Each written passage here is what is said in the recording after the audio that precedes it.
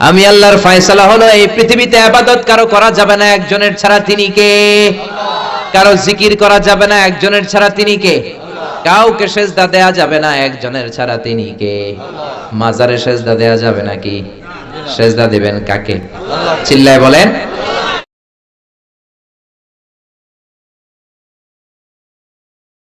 আল্লাহ বলে আমার ইবাদত যদি করতে পারো দুইটা জিনিস দিয়ে আমি তোমাদেরকে ধন্য করব।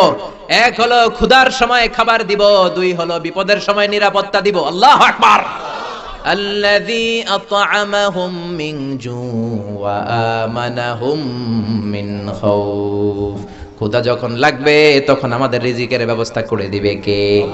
ওয়া আমানাহুম মিন খাউফ। বিপদের সময়, ভয়ের সময় আমাদেরকে সিকিউরিটি দিবে কে?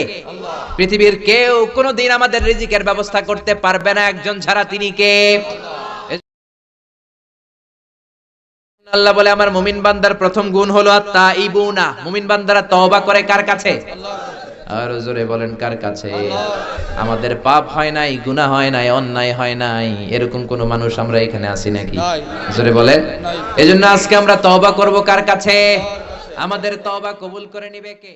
কারো বাসায় গেলে পারমিশন নিতে হবে। দরজার সামনে যেয়ে আগে সালাম দিবেন 3 বার। কয়বার? অনুমতি চাইবেন, অনুমতি দিলে ঢুকবেন, অনুমতি না দিলে বের হয়ে চলে আসবেন। পারা যাবে? আমি